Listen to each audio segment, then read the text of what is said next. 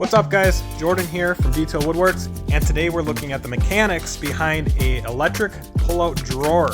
So this is what we got. So imagine you have a countertop here.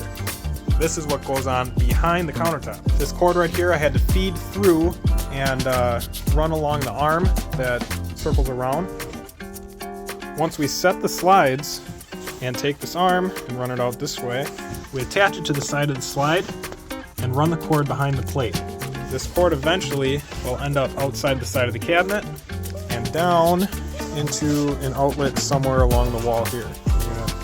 Kind of imagine a wall right here.